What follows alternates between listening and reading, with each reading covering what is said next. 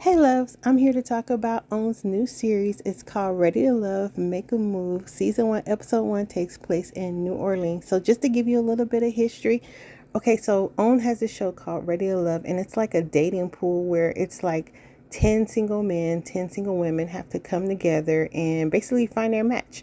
Now, the original series, it took place like in one environment, but things change and now it's like the newer seasons, it's like they're going on multiple dates. I personally, I prefer the original season where they were all in one environment, because with the multiple dates you kind of get a lot like lost in the sauce. It's a lot of things just missing and a lot of details that we just don't know and we're not aware of.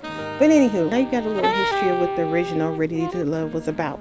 So bringing us to the new Ready to Love, Make a Move, New Orleans, they took 4 of the cast members from previous seasons and they're just going to go ahead and try to match them up with 25 single guys. But with this time, they actually have a host who's actually, her profession is, I guess she's a connection coach or a matchmaker.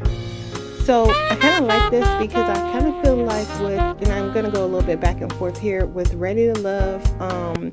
You have Nephew Tommy that's hosting that. And it's like in the beginning, I can honestly say like Nephew Tommy was really involved and he really shared the personal experience of like how it was for him to grow up in the two-parent home, and how it was in his relationship and how long he's been married, and how this is the way of life, and this is how he wants other people to live because he finds himself very happy.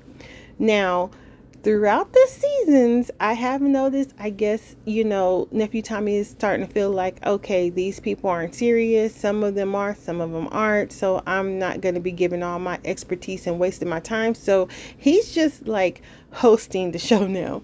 He's not really, he's doing like open end answers and questions. It's like he's cutting people off like, okay, let's just agree to disagree and let's move forward. He's not really giving too much of his personal life stories anymore, and I'm not even mad at him because it is now presenting where it's like who is real and who isn't. But anyway, I tend to go off on a tangent and I need to get back to the new series.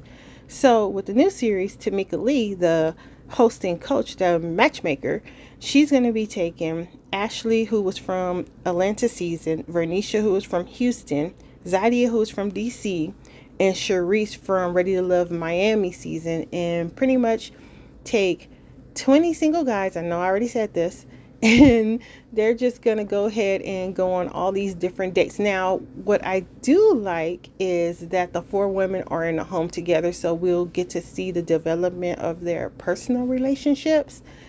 And I mean that's good because I'm all for women bonding and no division. I mean, there's gonna be a little bit of cattiness, but we'll just have to see how the season plays out, and hopefully they'll be able to overcome any obstacles and differences, and hopefully meet their goal and meet a man. Now, as far as them moving to New Orleans, I mean, we'll see, because I mean, each one of these women kind of like have their established careers in their hometown states, and I don't know if they're gonna be ready to up and root in a different city, leaving everything behind, or is it going to be one of those things where, hey, I met my match, maybe I could get him to leave New Orleans and come my way. I mean, there's all kinds of dynamics and twists and turns this show really can lead to, but I mean, I'm here for it, and I can't wait to see how it turns out. And I mean, I hope the ladies,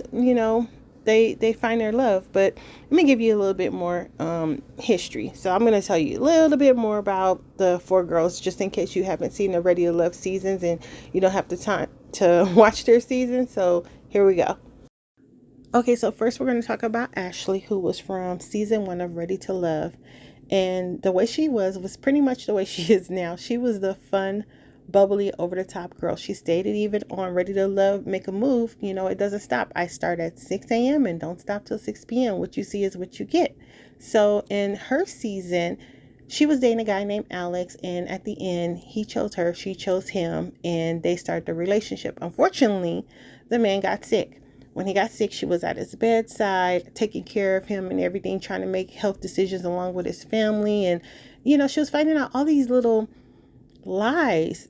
And, you know, unfortunately, he embarrassed her and he deceived her to the point where it just caused her not to want to be in a relationship for 5 years. And that's the whole reason why she's pretty much on this journey.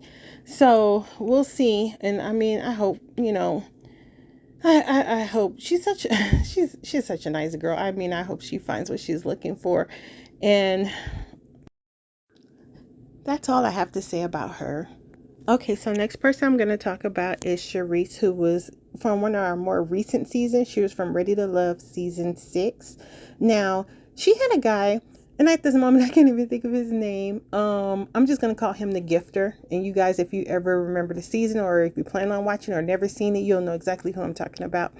He a nice guy. He just liked to give everyone a gift. Well, they had a connection, and she kind of felt like he just was not digging deep enough. And at the end, she decided to, instead of moving forward and wasting her time, she was like, you know what, I'm going to go ahead and self-eliminate because the connection isn't there. So Charisse is like, I mean, she's one of those people that I say what's on my mind. That is her. So we'll see how she does on this journey, because I know that, she's gonna have her moments where she's gonna speak her mind, which, I mean, that's what makes her that's what makes her so unique. Okay, we have Zadia from season 6. No, I'm sorry, that's season 4 of Ready to Love. Now, Zadia okay, Zadia would be, her and Camille would be like, I guess that was when the title started. Zadia and Camille were considered the mean girls. That was season 6, Mean Girls. Then when you got to season 7, you had the toxic girls, Morgan and Jeffrey. Then you had season 8, that's combative Jessica and Janelle. So this is when, okay, now there's like these women team labels that's going on that social media is creating for these people, or oh my God, it's getting a little crazy. But anyway, so this moment is about Zadia. So Zadia basically stated on the show that, she pretty much was misunderstood. And I mean, okay, so this gives her the chance to go ahead and just let the audience get to know her a little bit more personally, because it's like we're going to have a little bit more time to know these women, because it's only 4 people. So we'll see how she is. I mean, in her situation, she was, again, like I said already, she was on season 6.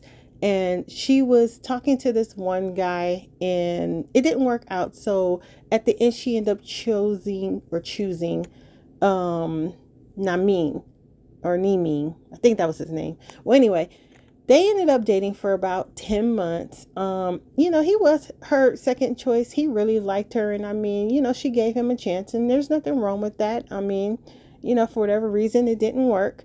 And she's back on this journey, and let's hope for the best, and let's see, we don't want to see the misunderstood person. Let's see the real Zadia. Let's see how she really is. Let's see if she really deserving of the title, the mean girl. I mean, her and Camille, which we will see again. Camille was her Ready to Love bestie. I saw in the clips that she is going to be, having a guest appearance as, representing her friend on the show. Her and her connection, Cornelius, are still going on strong. So hopefully, Zadia meets her Cornelius, and, they could just, have their buddy relationship. And I don't even know what to say. I'm so lost for words. I just wish her the best. And I'm just going to go ahead and move on to Miss Vernisha. So Miss Vernisha was from, I believe, Ready to Love season, I gotta think about the season 3. Yes. Now, her guy that she met in Houston was originally from Louisiana. So hey, this is right up her alley. We know she likes New Orleans men. So she might actually have a really good chance of, meeting her connection. Vernisha pretty much, she locked in on her guy on Ready to Love season 3. And I mean, and that's the mistake she doesn't want to do again. She want to go ahead and just kind of like really weigh out her options, and not just center focus. And I mean, there's nothing wrong with that. And then it kind of goes back to Tamika, the matchmaker host. She was saying, okay, don't judge your past, and having it pretty much just disturb what you have plans for the future. Don't pretty much base your decision on eliminate somebody based on what happened in the past. I guess that's what I'm trying to say. It kind of, I'm fumbling the ball right there, but I hope you guys understand what I mean. um I do think that Venetia comes off as one of those calm souls who is ready to just settle down and be married. I mean, like she said, my kids are up in age, it's time to focus on me. So again, Miss Venetia, I mean, all of these ladies, I mean, Ashley, Charisse, Venetia, Zadia, I hope the best for them. And I mean, I'm going to also talk a little bit about what actually happened in this first episode of season one, New Orleans. And here we go.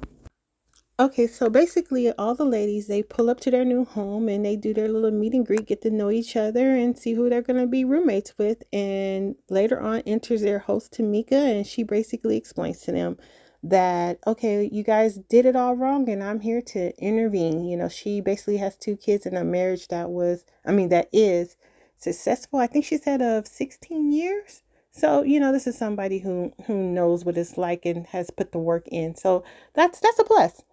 Now, what she has in store for them is pretty much like, okay, ladies, go ahead and get ready because the men are on their way. And I mean, they were ready. I have to give it to these girls. All four of these girls are just simply beautiful, and they came with their A game. They were ready. And I mean, it moves fast. I mean, like any, reality show. So they met all the guys, they made their choices, and with this game there's a little twist because it's like even though you made your choice on who you want to date, you're able to still date who someone else selected within the group. So there's no, okay, that's my man. I mean, one of the girls, Ashley, she made a comment and she said, hey, mine is mine. But others feel like, hey, it's fair game, and other ones feel like, hey, there's no competition, do what you got to do. So we'll see how this plays out. They met their guys, each of them got to pick their four. In the first set, we're going to talk about Ashley's choice. Okay, so Donald in the brown suit. I mean, I'm not going to go into details. It's only episode one. So basically, I mean, you could tell like on their first date, these guys are completely polar opposites. He's calm, she's over the top. So let's see how it goes. And then we'll move on to, okay, so Charisse chose Antonio. And Antonio was the guy who she made a comment about. No, he's not wearing a vest. I mean, Charisse is just being Charisse. And I mean, she don't like the vest. And I mean, that's something, I'm happy that she said, okay, she's being more open-minded and gonna try to be a little less superficial because you know what? You can always change a man's clothes. That is not an issue. Then you have Venetia who chose Jabari. They actually have a connection, but you can tell she is guarded. She's not trying to focus on him. Like, she's really not putting her eggs all in one basket, but they do seem to have a really good connection. And then you have who was it? Who does Zadia pick? Oh, Richard. Richard with the braids. No conversation whatsoever, no connection. It was dry. She was like, okay, this definitely is a no-no. So the host basically at this point was like, okay, you can pretty much choose to go on a date with someone else. And this is where the doubling happens. And Zadia realizes, okay, I don't have a connection with my guy, but after getting to speak one-on-one with Vernicia's pick, I'm going to go ahead and call him out because I would like to go on a date with him. So she went on a date with Jabari. And Jabari, I guess you could say he is honestly more feeling Vernicia versus Zadia. I mean, and Zadia, she picks up on people very well, which I have to give it to her. Her intuition was like, okay, this man friend zoned me, and that's okay. I mean, she did the same thing. If you watch her season, when, like I said, her guy that she chose at the end of Ready to Love in season 6, he was her second choice. Her first choice, I want to say his name was it started with a D, but I can't seem to remember his name. Well, anyway, he started to lean towards another girl. And when that happened, she was just like, okay, he shifted his direction. It is what it is. I mean, I have to give it to her. She respects the game and she's not bitter. She's like, okay, he don't want me, moving on. I mean, don't get me wrong.